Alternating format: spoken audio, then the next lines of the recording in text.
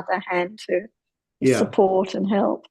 Well, she doesn't have to chop vegetables. She has staff. Good. So hope the staff are well behaved. Yeah, exactly. Hope they're well behaved. Okay. Hi, Anne. How are you? Evening, Anne. Morning, Alberto. Sawadee ka, Jan. Sawadee ka, everyone. Sawadee ka. Sawadee ka, Pajan. Hello. Morning, Kunnapadon. I do have to. Good morning.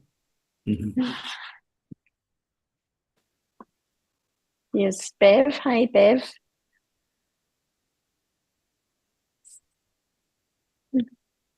So, Tom, have you been reading anything recently? Anything of interest and anything controversial?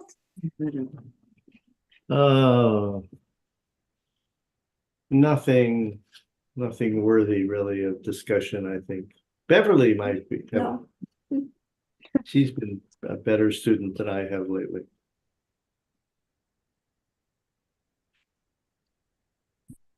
How about you, Alberto? Anything you'd like to bring up today?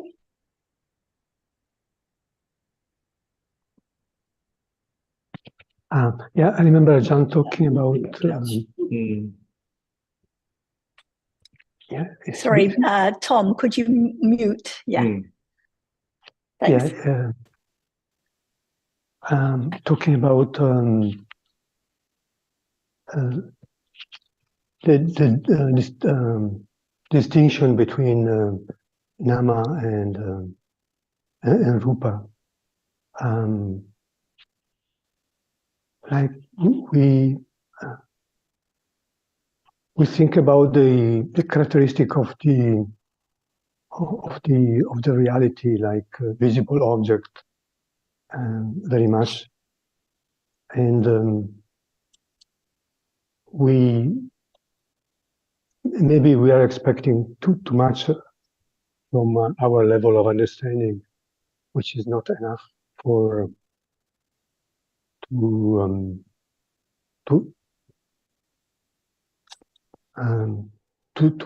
understand this level of details. And I remember Ajahn mentioning which I thought was a lower level of understanding when dealing with the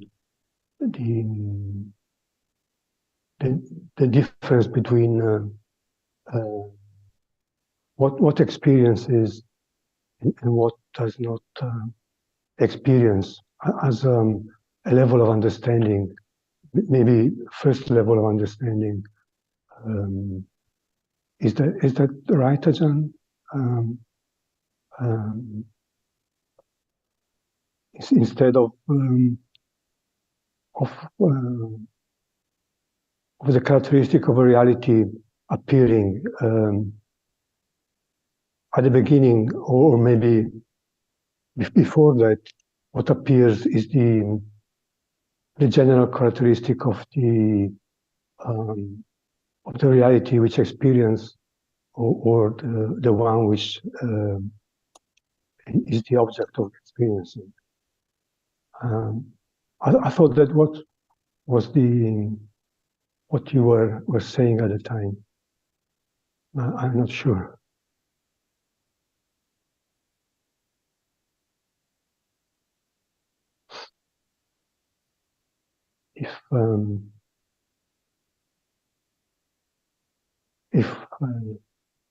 Jan, did you hear Alberto's question to you? We can't hear you, Jan. I think that all of us heard about the truth of this moment, but the reality does not appear as it is yet. But we learn about it. What is there now seeing is real, it's a reality, it's conditioned to arise, and begin to understand what condition just seeing to arise, that we have heard about it. But the moment of reality, not anyone at all does not appear as it is yet, because we just talk about seeing and that which is seen, hearing and smelling and six doorways, but not anyone appear as it is, just one reality with no other thing together at all, to understand each reality as it's just a reality. That's why the understanding of the subtlety of now and other moment realities appear, but no understanding of the nature of it yet. But learn to understand that right now there's not only seeing, there's also hearing and thinking. That's why reality does not appear as it is, but learn to understand one by one. It's the beginning to understand that that cannot be any other thing. It cannot, memory cannot be feeling for sure. And whatever now appears just appears as not it is at all. Because now whatever appears has a reason and falling away instantly. Understand this truth so firm, beginning to understand what is meant by enlightenment. But Buddha had developed parami so long enough to enlighten the truth. So what about now? Just hearing about the truth and beginning to understand reality as it is different moment, it's different reality. And without the condition for it to arise, it cannot arise. Beginning to have firm confidence, little by little, of Dhamma as Dhamma, to understand what is there right now, not just try to do other thing else to experience it. It's impossible. It's only understanding of this moment. For example, the reality which arises to experience the object, no matter the object is known or unknown, but that reality, the reality which is conditioned to arise to experience, has to experience. And whenever it arises, it's the experience, and there is the object which is experienced, but no understanding of the reality which is there from birth. What is birth without that which arises and experience the object? Even the object is not known, but the enlightened one understands the truth that whatever is there, no matter who knows the object of that which is experienced or not, but there is a reality. For example, when one is fast asleep, it's there. The object is unknown, but it's there when they see. And before seeing, what is there? Taught by the enlightened one to have firm confidence of the truth of the nature of that which is conditioned to be a reality, experiencing an object. Just little by little, understanding by different aspects, ayatara and so on, even each word like Dhamma, there can be moment of considering. By conditions, not at will, I will consider it. No, not at all. That's why firm understanding of even no matter what is appearing is conditioned. Little by little, who knows the way it develops gradually from one moment to another moment until right understanding intellectually is pariyatti.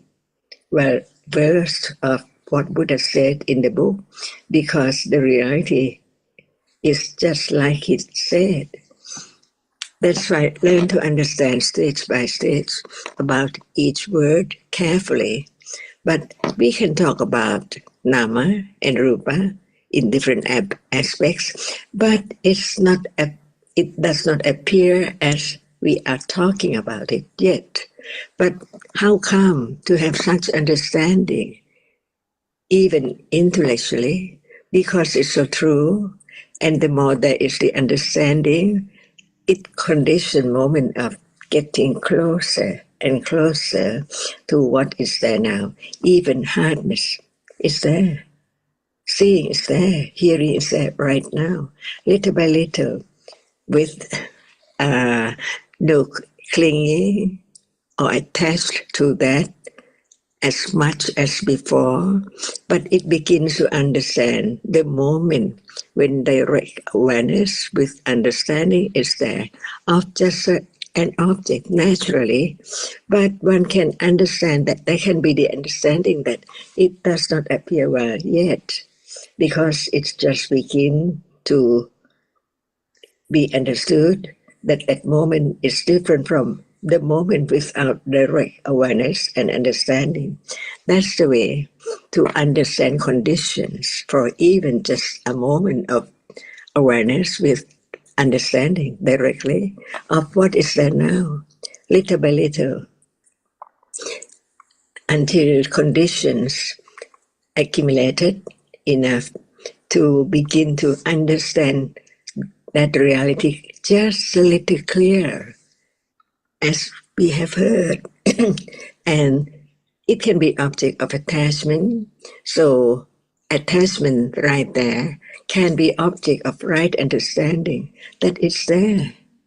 And whenever it's there, right understanding begin to understanding it, even this moment. But it's so very difficult to understand the very subtle attachment like asava. So no thought about it, about the book. But what about the characteristic of that which is now appearing? And this is the understanding of the first round of the Four Noble Truths. Because it has to be this way, understanding itself, letting go, attachment and ignorance. So very gradually, if it is the object of attachment, that can be the understanding that that's not the way. The way has to be instant, moment, conditioned to be there. It depends on whether right understanding is enough to understanding it or not. The test is right now. That's why understanding the very subtle realities is the only way to let go.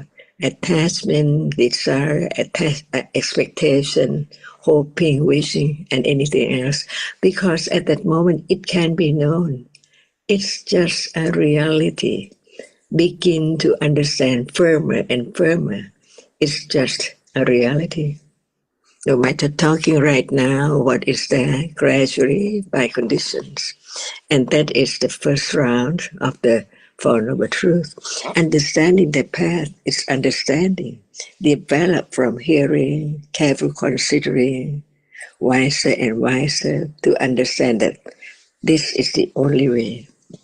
From the very beginning, hearing, considering, understanding, and developing attention or attending to any characteristic right now by condition. If not, it's time to listen, to understand the truth that there is no other way. So right understanding now is not enough yet, as long as the object is not directly aware of. So very little, so very unexpected at all. That's why the understanding of anatta is developing. Each moment of understanding what is there. So we can read the book and begin to consider it, that it's just right now, no matter what is the book. Ayatana is there because there must be a reality different by its nature, that which arises and experiences the object by different manners and character and nature. And the other is that which is there appearing, no understanding at all. But all dhammas do not appear well at all, because it's not directly aware of with understanding of its nature, no word about it. But the anatta-ness is there, developing gradually, Even right now, understanding develops by itself. To have firm confidence of the truth, parami, adidana parami, satya parami, virya parami, kanti parami, no one. At moment of understanding, it's no one. It's the way it is now and any moment, on and on and on, by conditions. That's the way to be joy and understanding the truth. That it's there, but depends on understanding only.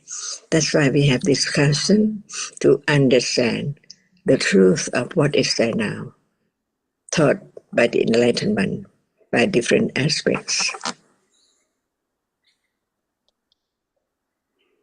And that is the fourth path, the Arya Satya, the fourth Arya Satya. So no matter what we are talking about, it's there unknown before, like doubt and so on. It's there, but it's not known as it's a reality. But begin to know at that very moment it's there, doubt, just a reality. Until whatever is there, just a reality. And understand the difference between intellectual understanding and the direct understanding of what is there right now, any moment. Is that in the teachings of the Buddha, what he taught about how subtle or dhammas he had enlightened. After his enlightenment, he said, all dhammas are so very subtle, but it can be realized not by ignorance, attachment, just reading, but understanding each word that he said about now. It's there now, no matter what he said. The reality which experiences is now. But the object which is experienced is there. See, it covers up the reality which experiences it. But it's there. No shape, no form, no smell, no taste. See, when it appears, the nature of it is just that which experience.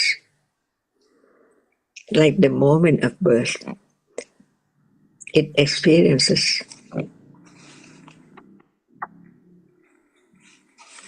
Not that which is seen. So light can never be the reality which sees it.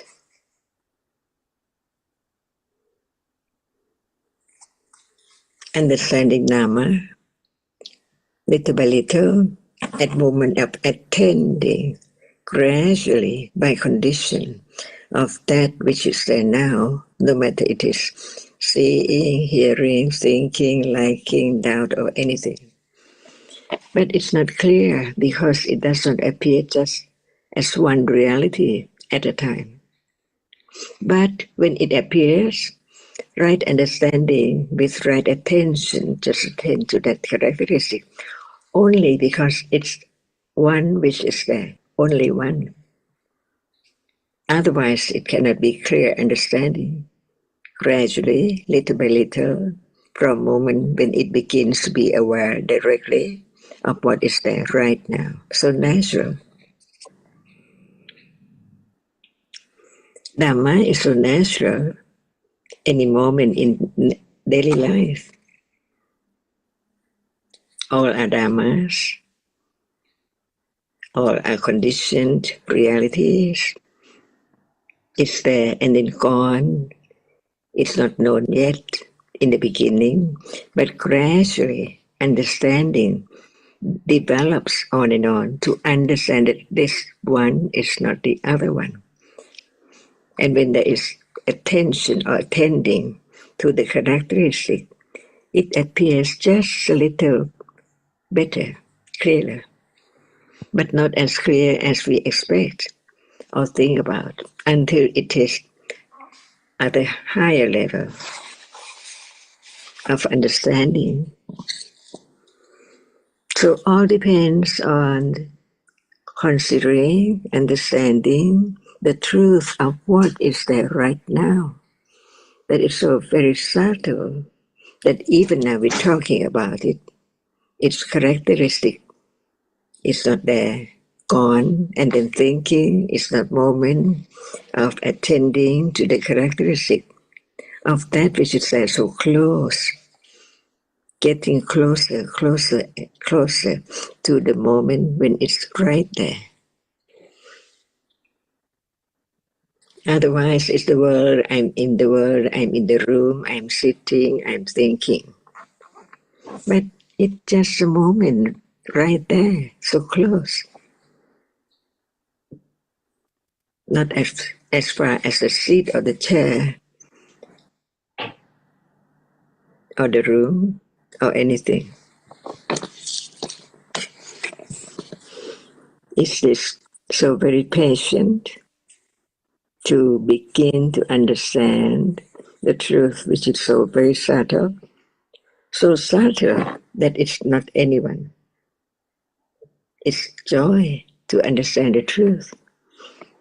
It's so subtle and it's not anyone, but it's there to be known gradually, little by little, naturally, as usual, as what is conditioned in daily life. So the one who understands the truth develop understanding naturally. No fear, no disturbance, no irritation, all by condition. Whatever is there, it's there already. And it's gone unknowingly until it's known directly, gradually, so very little by little, so very, very few or just slight understanding of the truth, on and on and on, until instantly, by condition, it's clear.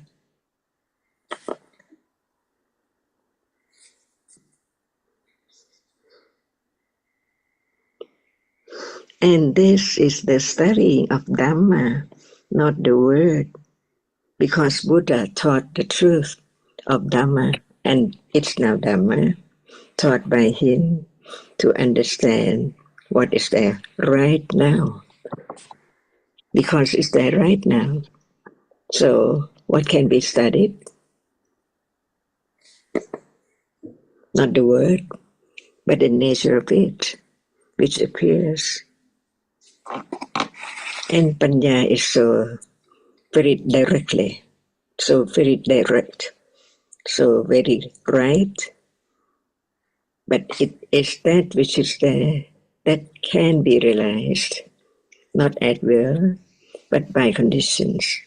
Begin to understand that if there's no understanding enough, that which is there cannot appear well, just only one at a time, by conditions, unexpectedly.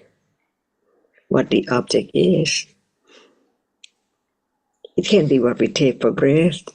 It can be what we take for memory. It can be what is taken for light or sound. So we are in darkness when there's no understanding at all of that which is now appearing. And the light begins to show the truth so far away and get closer and closer and closer to understand clearly and clearer what is there right now.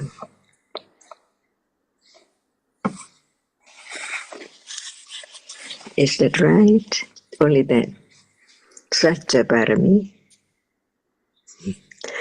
So pleasant to understand the truth. Very pleasant the way it is, no one. must be very pleasant indeed. Sounds very pleasant. It must be like maybe like being in another place for the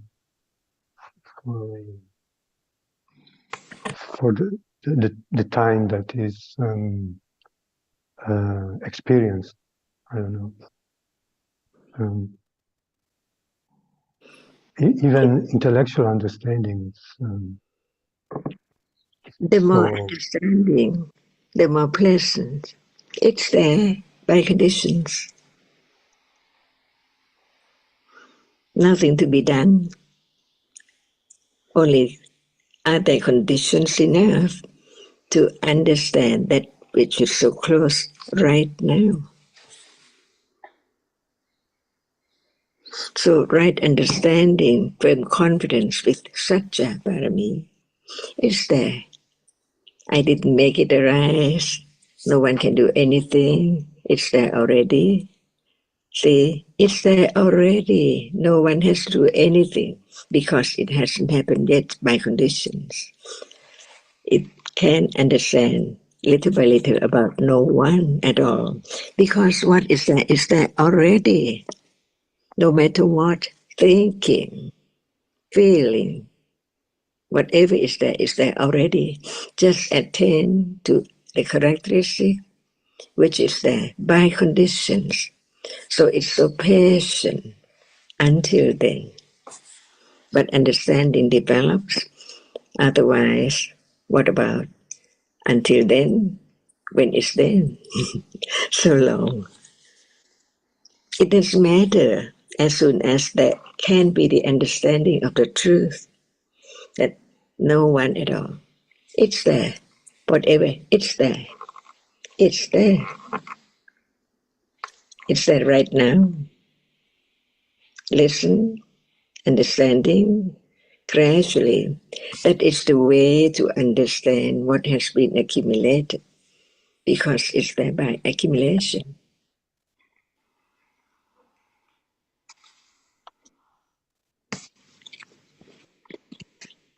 And this is pariyatti. Study what is there. The reality is there. The teaching of the Buddha is there.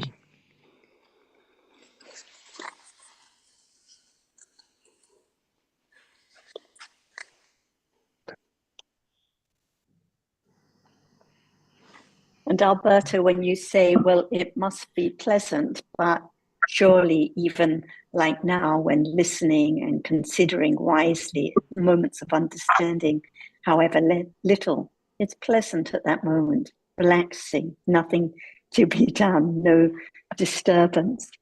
So I think that as the understanding begins to develop, it's apparent, it's obvious that it's pleasant at those moments, different from when one's thinking and worrying and stressing about this and that, with lots of delirious thinking and no understanding at all. So it can be tested, it can be proved. As Ajahn said, the test is right now. And as she was stressing, it's not the book, but what is appearing now. The test is right now. And no matter what we're reading or what we're doing, it's not the word, but just the nature of what is now. And that is pleasant when there's just a little understanding. And one comment you made at the start, which sounded a little strange, but I'm sure it was just a matter of the wording. You were talking about lower level of understanding when dealing with the differences between nama and rupa. But what is the dealing with? It sounded a bit strange. Yeah, maybe studying would be a better word. Studying the difference. Or understanding the difference when the lower level is still the understanding of what is nama, what is rupa, when it appears, not the word. Seeing is not visible object, but the understanding doesn't do anything to it. it's just as it is, just as it appears. Otherwise, if there's an idea of dealing with it, maybe an idea of someone doing something or catching or observing or knowing that, finding out the difference. So as was just being stressed, it's just what is there now, just understanding what is there now, nothing to be done at all. I think this is a really important point to stress. And I remember a comment, I think, in the last discussion Ajahn made about instead of trying hard to understand what is the difference or what is in the Tipitaka, again, what is there. Otherwise, it's just a collection of words that will all be forgotten. So it's the understanding and the kusala interest to appreciate what is true and to understand further, but nothing to be done, nothing to be dealt with at all. Otherwise, it's just more delirious thinking again. If there are the ideas of trying to catch, trying to do something, trying to work out the meaning instead of just understanding what appears now. So I really appreciate all these reminders at all. And without that understanding very naturally of just what appears now, there cannot be any letting go. And while one's trying to work it out, trying to sort out the meaning or the word, it's not the pleasantness or the calmness that there is at moments of actual understanding right now. Yeah, the moment of understanding, even intellectually, it's must be so short, so but it must be pleasant, and must be letting and it's go so of, brief. Yes. And it's so brief, but it doesn't matter at all. It's there and it can develop like a tender shoot that's nurtured and it develops on and on. So no thought of any kind of dealing, doing, catching, observing, trying to sort it out in the book, but just what appears now. And all the book study is just for that purpose, just to understand what appears now, not for any other purpose, but just to understand Dhamma now is anatta. I remember Ajahn while ago, some time ago, explaining the moment of the director of Patipati, I think, Satipatthana, as the moment of being not being swept away by the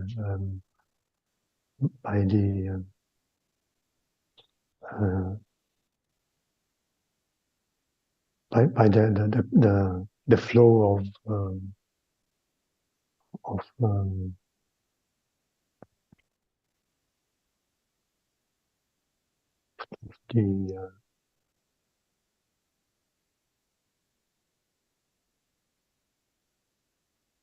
of what we usually of the world as we usually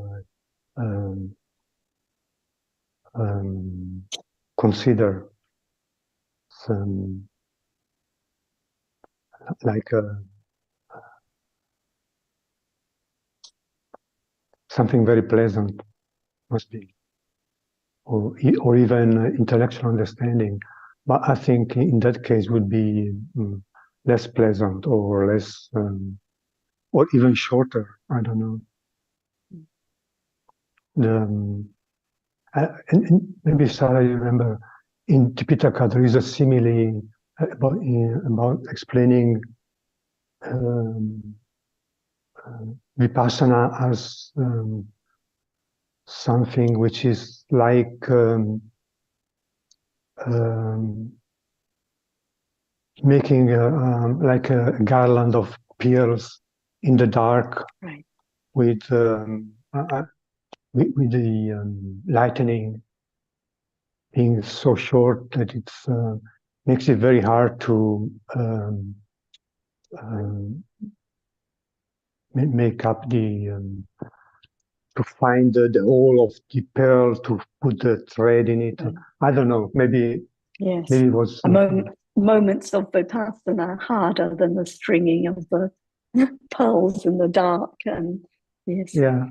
So subtle, so deep, because self is there, so very deeply rooted. And that's why I think we were talking about the gotra and the right resort, because you were mentioning satipatthana. So it has to be the habit of considering wisely and understanding again and again the object that becomes the habitual object of understanding. That's why we have to hear and consider, so listen so often, because as you say, otherwise most of the time swept away with ignorance and delirious thinking and clinging. So that's why it has to be now. We take all our clinging and curiosity for being wholesome interest, but most of the time it's just attachment. Even it's very little result, but it's worthwhile anyway. Yes. Yeah, just and at those moments when it is the right result, the right understanding, no doubt at those moments, no thought about whatever else is usually the concern. So it develops, and it develops naturally and easily and pleasantly. Nothing to be done at all. Not the book, not the detail, not the pronunciation, just what appears now. And also thinking about the parami and all the right effort that the Buddha and the Savaka have made. All the amount of work, all the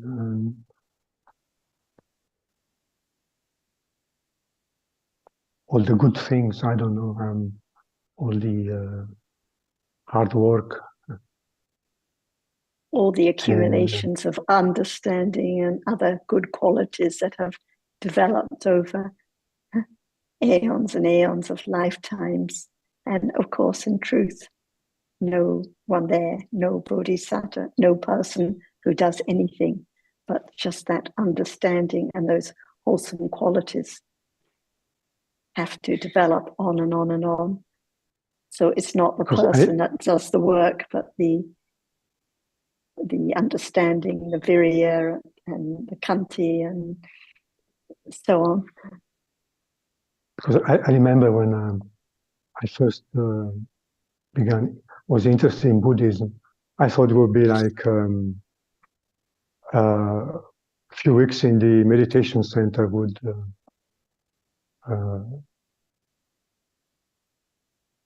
solve all the problems about ignorance and all that.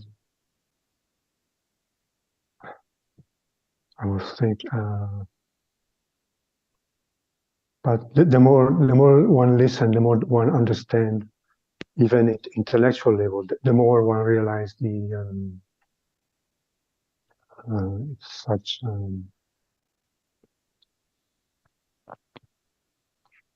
it's really a long way, and it's really hard work, and it's really right effort, and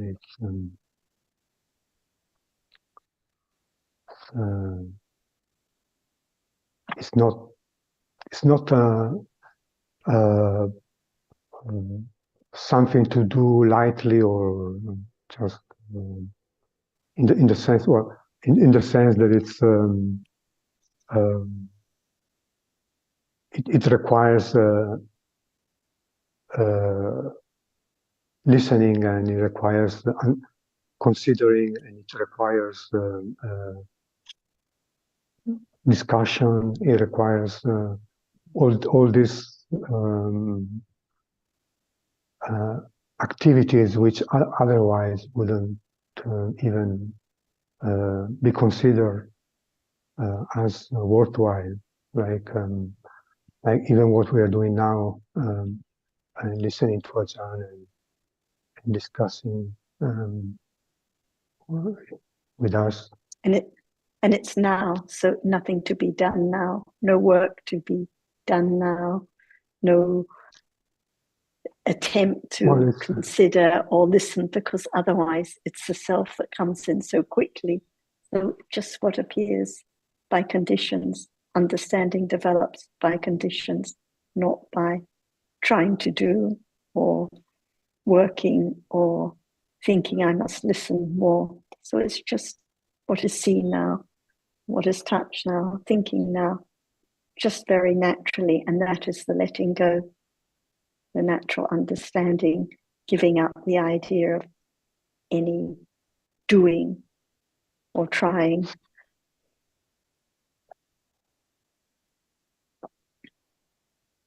I've got to be excused for a moment to attend to my laundry.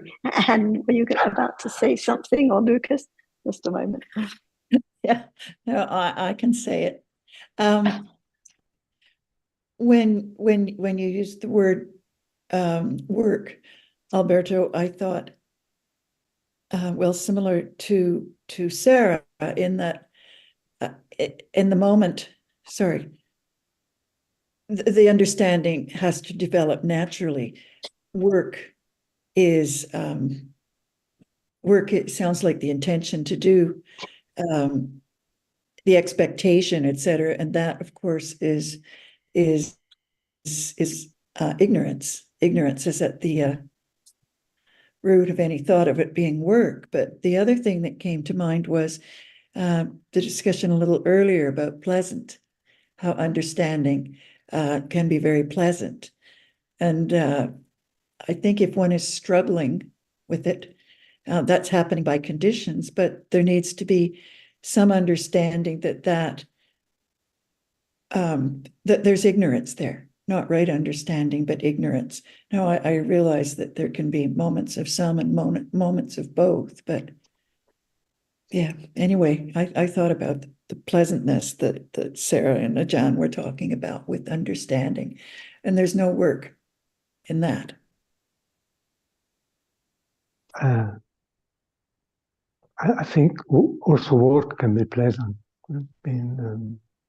I feel like now we are working in some way. Okay. Because there is effort, there is. I'm thinking like when Ajahn is she's explaining and taking so much so much effort, which it looks like it's effortless. I think that's when the effort is right. It's when it's effortless. Yes. Yeah, that's what I meant. Yeah. I see that. Yeah, that's right. It's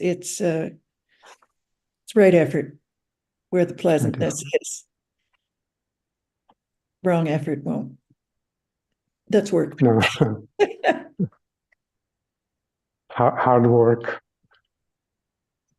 Right. Yeah, hard work sounds like unpleasant. Right. It sounds like struggling, trying to get through something, struggling to understand, which is not going to get you anywhere. Not anyone. Not me. The point that occurs to me is that there shouldn't be the need to do anything that doesn't come naturally and easily. So, for example, you might say that attending the Zoom discussions is a bit of a chore, for example, when there's the temptation to be preferably to be doing something else instead, like Alberto asleep in his bed because of the time. So yes, shouldn't feel that we have to make an effort in that sense to push ourselves to hear the Dhamma or to take part in the discussions, because it's not necessary actually, as we've often said, to be doing anything in particular. And we cannot create the conditions for hearing the Dhamma just by making sure we attend each Zoom discussion and never miss one. So that sort of thing. No, that's right.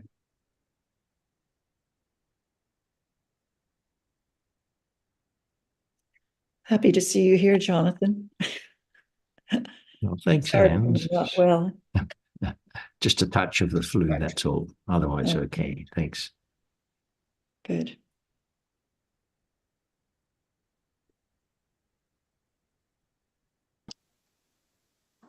Any moment of discussing on Dhamma is like coming to the resort, right? Come to the resort and we reach at moment of understanding. Put down all burdens, no one at all, not me. So there can be the understanding of what is the real resort. Are we coming or going to the resort? At moment of discussing on the truth, about the truth, it's like going to the resort, and at moment of understanding, at that moment, we are at the resort, putting down everything which is so burdened, like the self and worry and so on. It's just a moment, and it's gone. The truth is that when there's more understanding, it's less ignorance and attachment, putting down one burden little by little at a time. So the result is the moment of understanding. It let go the burden gradually, little by little.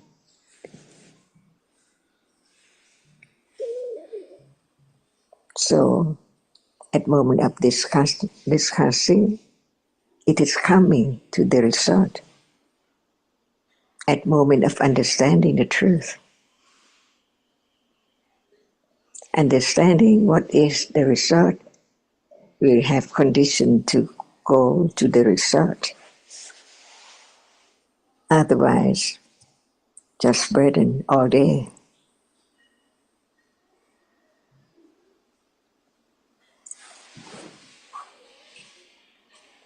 But the result is quite far because it's there now. How to come to that which is so close? Only effort, virya, kanti, satya, and so on, little by little. So coming little by little to the result. Different kinds of results, different levels of understanding.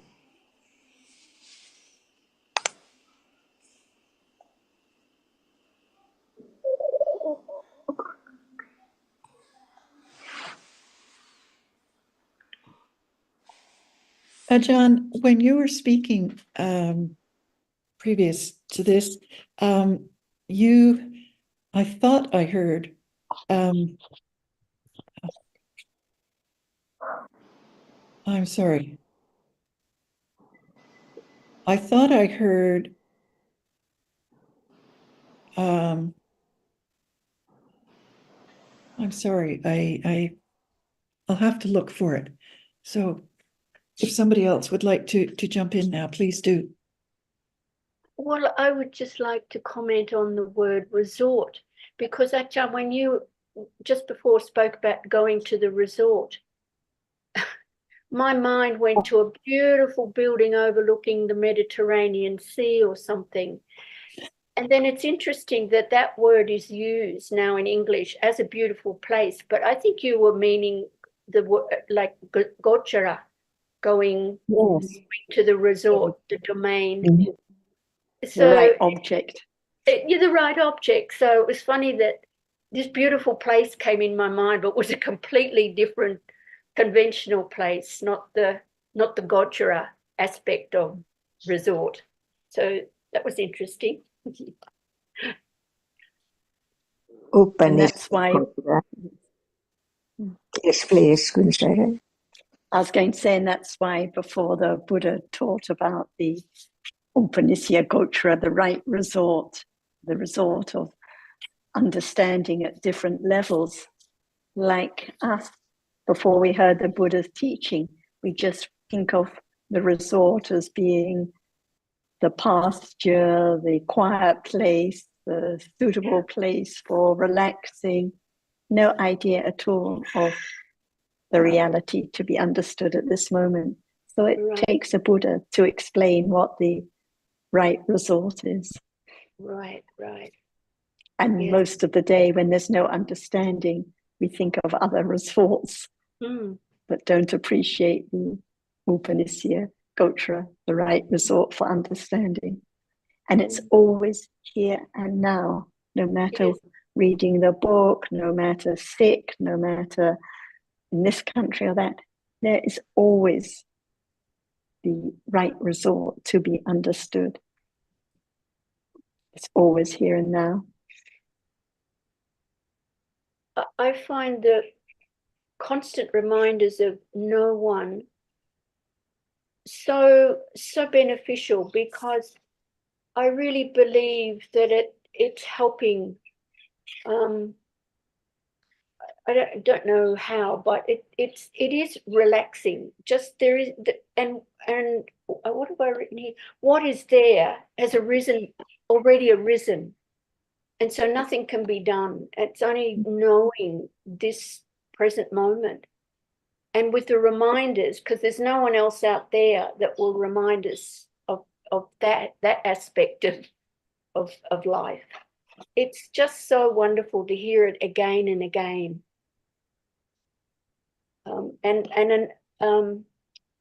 Then also, about conditions, and Jonathan just mentioned, if it's a chore, don't do it.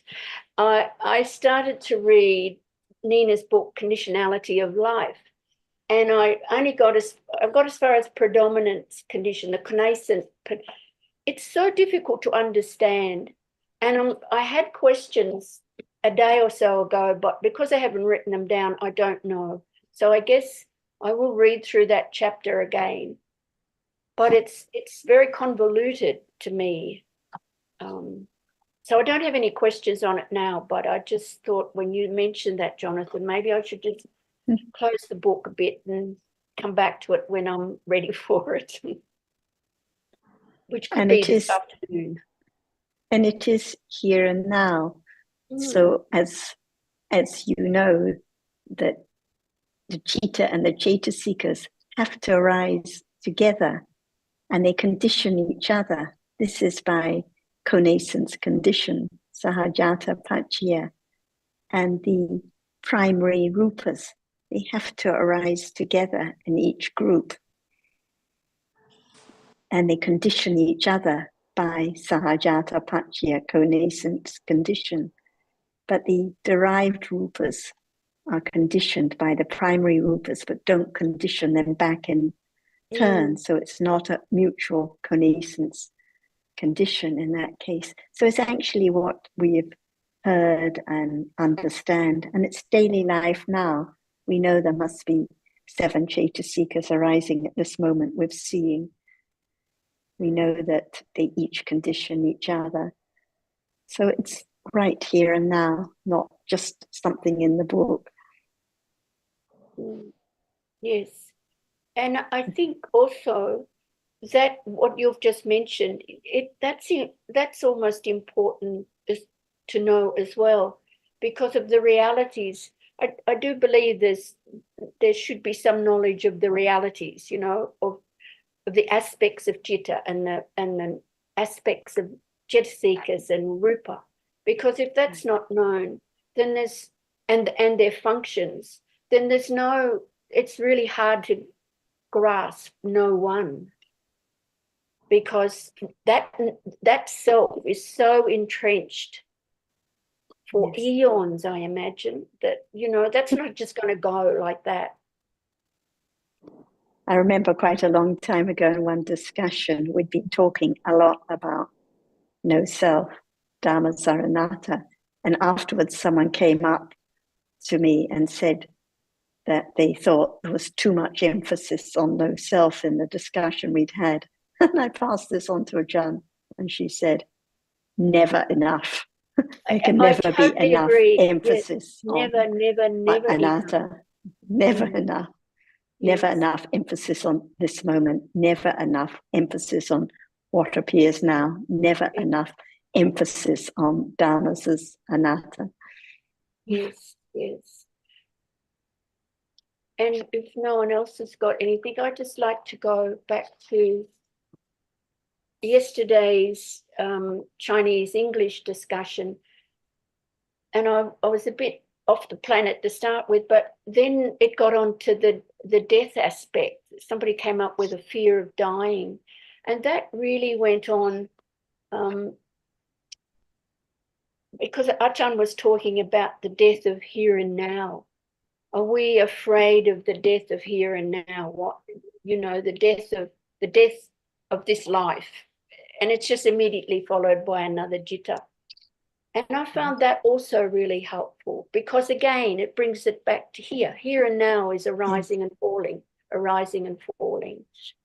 And if that, I really think if that's not grasped, then there's a long way to go. There's a long way to go, even if it is grasped. And then it's only grasped occasionally, because then there's, you know, Lopa and Dosa. And I think the other one was to fear death or fear this present moment, which arises and falls away. Better to fear ignorance than fear death. And I went, wow, that's amazing. Yes, so thank you, Ajahn.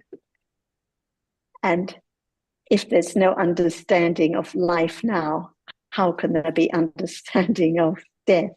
If there's no understanding of seeing now, how can there be any understanding of what death is or what seeing is in next life? Yeah. And as you say, who is afraid of seeing now? Who is afraid of the next moment of hearing? So it's just because of the long story about me dying and my new life. But if there's the understanding of what life is right now and how there is birth and death at each moment, what is there to be afraid of? Seeing now, seeing in the next realm, just the same. Yeah. No, I thought it was very helpful too, Azita. Thanks for mentioning it. And one other thing, if I might, if no one else has got anything. Just keep going, Azita. You're on a roll. Well, keep going. It again, it dealt with death, because I think on Saturday, or even maybe, no, I think it was a couple of Saturdays ago, somebody brought up the word bardo, about that after death there's supposed to be, you know, a time when the being hangs around. And yes, I've heard of it before, but you know, but do people do?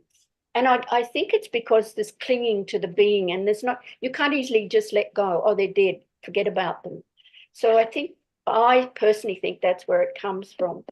But my story here, I found this rather large turtle in my garden, because it's been so wet here, unbelievably wet for months. I'm surprised we haven't been all washed away. But there was this big turtle in my garden, and I thought I should take it down to the dam, but I didn't feel like struggling with it. So I thought, look, it's got here, it'll move on. Anyway, the next morning I just went wandering around, and I found it with its shell all crushed, and it was dead. And I had the guilt, why didn't I move it? And then I suddenly thought, what am I doing? It's dead. There's rebirth somewhere else. It's just a bit of dead matter on the ground, like, you know, broken branch or whatever. So I found that I got over that feeling of guilt and sorrow about this beautiful turtle. And yeah, that's my story about the turtle.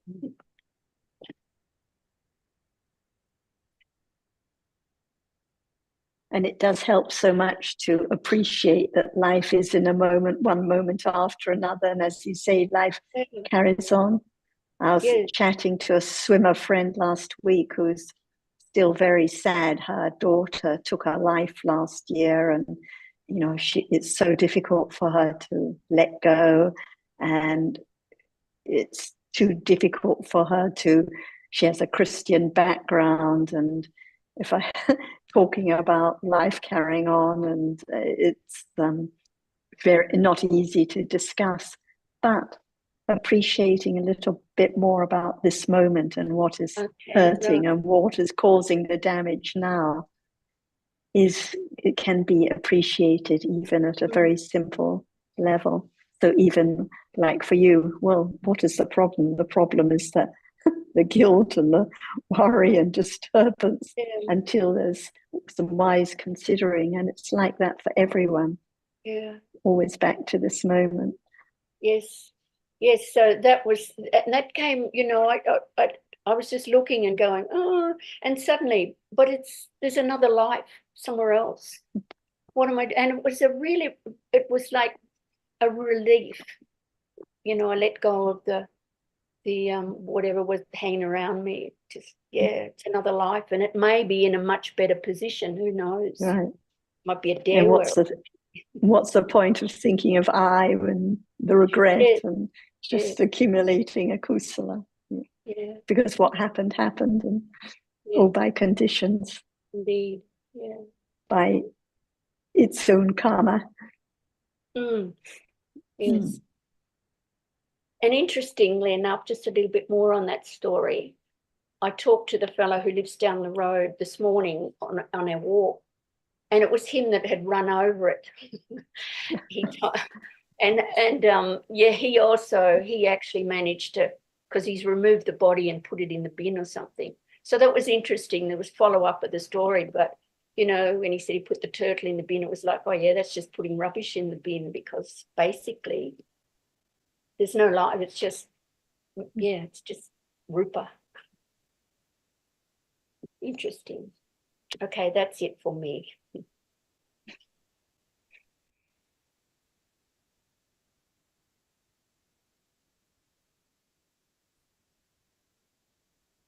I found the note I was looking for. I don't either I'm not understanding or I misheard.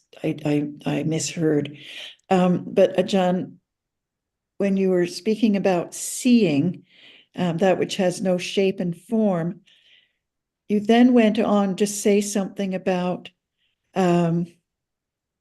what is there, it has hardness. Or I thought that was the case. Anyway, hardness and seeing and hardness were mentioned together, and I thought, well, you know, in terms of that which is seen has no shape or form, well, that, you know, I thought of rupas, derived rupas and hardness that doesn't appear nonetheless part of that galapa of rupas. And I thought, no, I don't think so. And it may just have been the,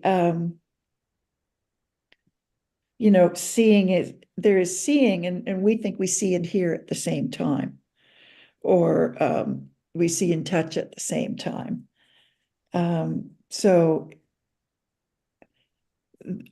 I guess that's not understanding of separate moments, and it's certainly not understanding of what appears. I don't know whether I'm making any sense here or not, but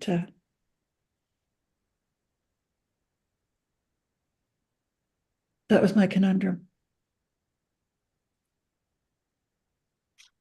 Is there now seeing appearing? There is seeing, but it's not appearing. That's it, all day, right? All month, forever. yes, until there is a little more understanding of Yes. not that which is different from that which is experienced. Mhm. That's why there is Chittanupassana Satipatthana separately. Mm. Can you expand on that a bit, please? Because no matter when, what is experienced appear all the time. But who knows there is seeing, and seeing hasn't yet appeared at all. Until there are conditions enough just to know that there's not yet any understanding of that which experiences the object. That's why the pariyatti is so very important, to know the nature of what is there as different ones. And the nama and the rupa, we just know it by word and thought. Like that cannot experience its rupa and so on by name. But the nature of that, when it does not appear just one reality at a time, can anyone understand the truth, the nature of it? Only one, which is different, that cannot experience any object at all, even right now. That's why learn to understand each reality. Otherwise, there can never be the moment of thinking, considering, attending to any characteristic of a reality at all, even right now. So we are not going to the resort because no understanding of what is the resort. The understanding, let go, the burden and ignorance and attachment, better than any resort. Because when we think about resort, we go to the resort, but so many things to do at the resort too, like at home or anywhere. But we think that that is the resort. But the true resort has to be right understanding at moment when one is there. Less attachment and less ignorance at moment of beginning to understand what is the real resort, the understanding of the truth at that moment. No one so pleasant to begin to understand what is there in life any moment. It can be known by condition, even just thinking about it's just a reality. Because in a day, not no conditions to think about it yet. We think about many things, but no thought about it's just a reality, even in words, to condition moment of not forgetting that whatever is there is just a reality. No one can make it last, and it's gone. Nothing can last at all. So what is in a moment? No one knows because no attention, no understanding of that as just a reality in truth. No matter what color we take for a rose or water or whatever, it's only that which can be seen. And thinking about moment of what appears well, it is so different from this moment. So many things around. So nothing appears well at all. Only one reality. It can be object of doubt. And that is not a resort because it brings trouble, confuse and so on. But the moment of understanding the nature of it, because there can be moment of the object does not appear, right? And what is there? When there's no understanding, no understand what that object is at all, but is it that which experiences the object and the object is not known? Because the object does not appear. But what is there? There must be the reality which experiences the object which does not appear, but no understanding of it yet even is there. That's why we learn about the reality which is there from birth, never lost at all. There are conditions for its arising, experiencing what appears. It's there, even right now or anytime. For example, it sees, but before the seeing, the reality which experiences has to be from birth, arising and falling away, experience the unknown object until it's the seeing. It's that one which arises and experiences the unknown object, but at moment of seeing, it experiences that which impinges on the eye base. Each moment by condition in a process from processes to processes in life.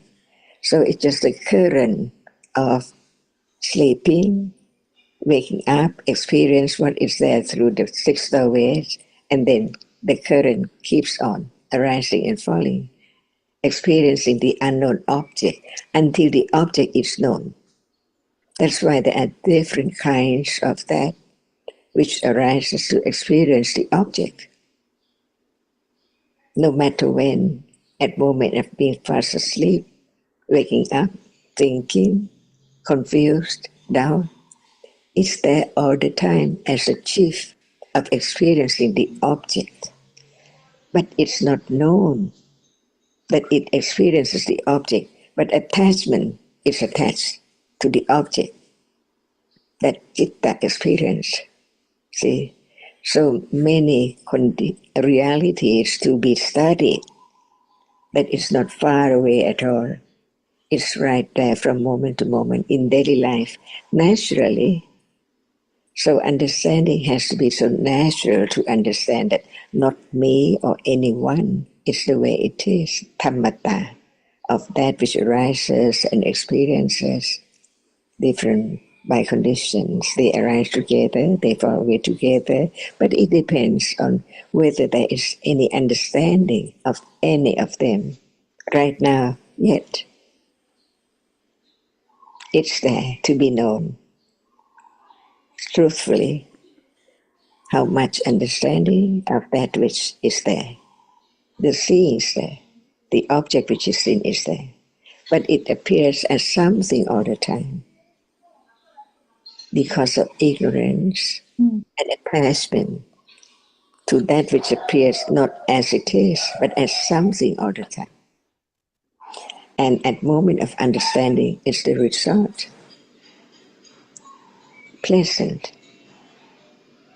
no burden, not I or anyone. But it depends on what kind of resort. Many kind of resort too, many stages of understanding. So it's daily life. That's why it's quite a relief. It is not I. It is daily life, realities. That's all. So no matter whatever characteristic is there to be known, not to try to stop it or not try to realize it, but just it's there to be developed, the understanding of it, that it's not there anymore. Life is just like this, from life to life, from moment to moment, on and on and on, until it appears so clear. There can be the understanding which is at level of beginning to see the danger, which means the unpleasantness, unsatisfactory, the way it is. What for? From nothing, and then something, and then nothing again, just like when it hasn't risen yet. That's all. And it's now. And no thought about letting go. What is there? because of ignorance and attachment. That's why attachment in a day, in daily life, can be known little by little to let go.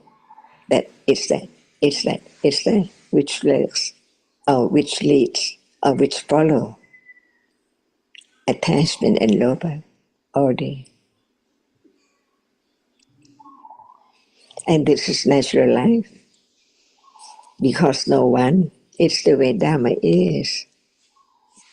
It's the way of Nama and Rupa, conditioned by accumulation and so many conditions for each moment to arise and just then fall away, depending on understanding or no understanding of the truth of what is there any moment, even right now.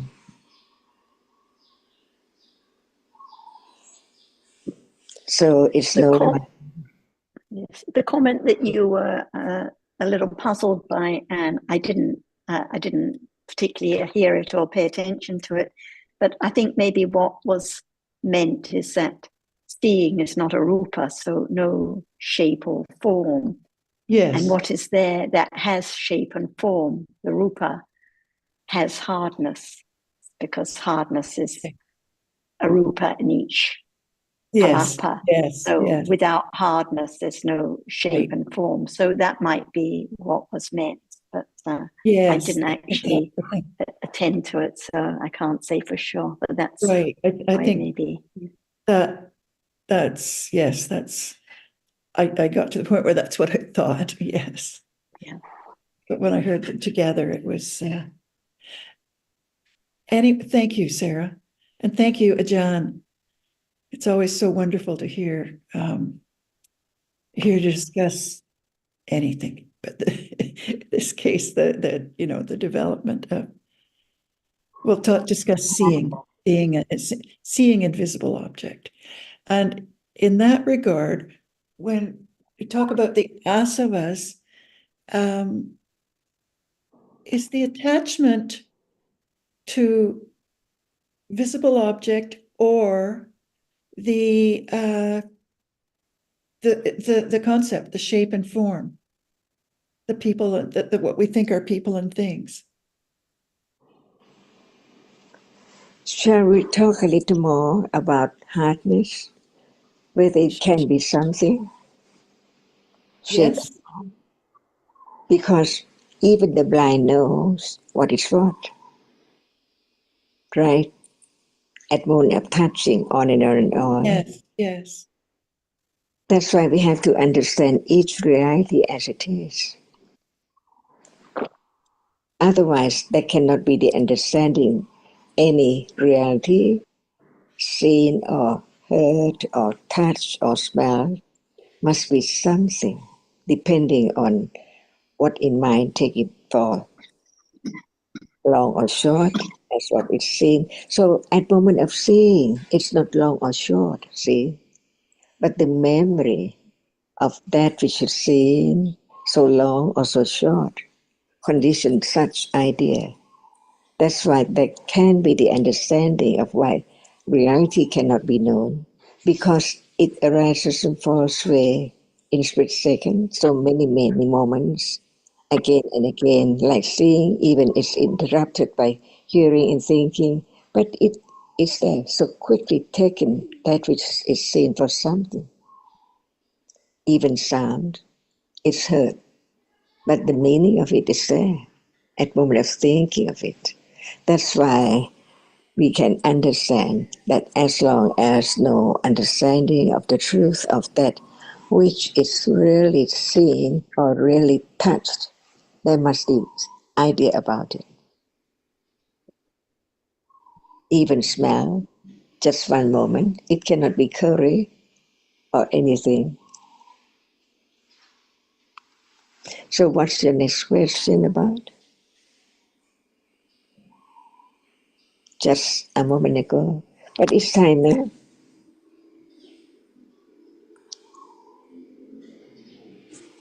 Not yet. See, a little more. Let's see, where was I?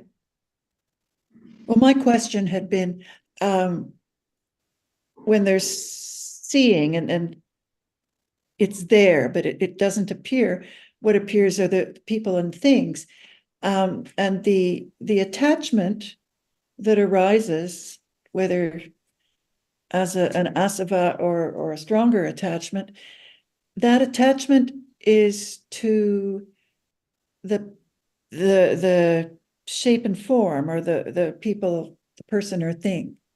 Is that right? Or is it attachment to the visible object? Not yet, not yet. Okay. No matter what is there experienced, it's the object of attachment because it's not known. So it's something. The Yes. sound, for example. What sound? Yes. What is the sound? Not yet understanding the word, but it's there. Yes. To whatever is there. But it's so very subtle. So it's the kind of aswa. Yes. And when the asava arises in the sense door process, and it must be to the visible object or the sound. So it's a very, very subtle attachment that can arise so very quickly after seeing or hearing, just 3 moments later. And then Yes. the Okay, well, that's attachment arises, which is so subtle, and that's the asava. So the same the object as it has to be the visible object, same object as the seeing. okay, and it's But the as John said, not yet, because it's no understanding of Oh, that right, subtle right. attachment. But when it arises in the idle process, it must be the visible object. Yeah, That's well, the object. I thought that, and then I heard something earlier in the discussion. I thought, wait a minute. Yeah, because the asafas are imperceptible at this point. The unknown Yes. attachments Yeah. and ignorance Yeah. that arises so very quickly, even The in the attachment sense door with the people, processes. it's not the asava level of attachment. It's No, and no idea of someone or something yet, just that reality. That's the object of that sense door process. Okay, well, thank you, Ajahn, and thank you, Sarah. So is it there now, asava? Yes. Is it there now, asava? Yes. Oh, sorry. Am I muted? No, I'm not. Yes. Unknown. Mm-hmm. But yes. That's Because why even we don't say I'm sitting, it's I. yes. Yes.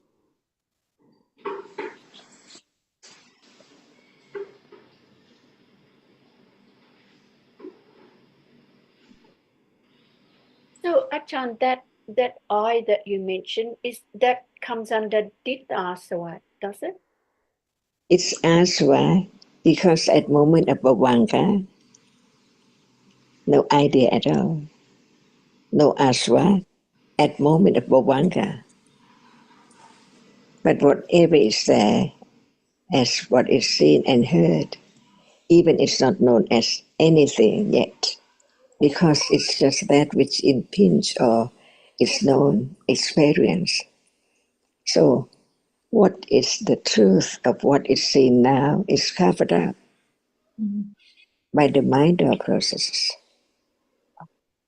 That's why even thinking about the difference between sense and mind, it cannot be thought about at all, but it can be studied that there must be the mind process after each sense process. So what is there, depending on condition, what appears. Now the seeing processes, even the hearing, thinking, so on, but the seeing process seems always there. That's the rapidity of the succession of each story. But aswa is there forever when there are conditions for at moment of experiencing what is there, like what is seen and heard and thought about. Yes, it is Ditthasava Asita. So even in the sense door process, Ditthasava can arise the visible object, the sound, something, wrong understanding. So very, very subtle and slight and completely unknown. Well, I think Oh, another sorry. good reminder, sorry, Anne, just quick, another good reminder is the word subtle. Very important. So when Thank you. people think there's no wrong view, what about right now? Yeah. yes. Yes. It slipped my mind here. So there did asava can arise with the experiencing of visible object, or in the Javana process following the experience, Yes, the experiencing of that's how quickly it can arise. okay. Very quickly after seeing, even Right, in that idle right. process. You'd said And that that's earlier. why it's asava, because it's completely unknown. Right. Only the arahats have no more asavas at all, but for the sotapanna, no more didasava. Yes. Right. Even Okay, yeah, Ariana, sorry. even the taint of I, is it Michatiti? The Dasava? Yes. Yes, I would think so. I'm sorry. There, I have to keep muting because other people are doing things around me. Yes, even the taint of I would be Didasava. And Advichasava? And Bhavasava? Yes. The taint of ignorance, Yeah. taint of any attachment, Right. slightest hint of it. Right. Taint is a very good word. It's getting more and more minuscule. Maybe a good topic to continue next time. Yes. Swadika, everyone. Sadhika, Jan. Oh,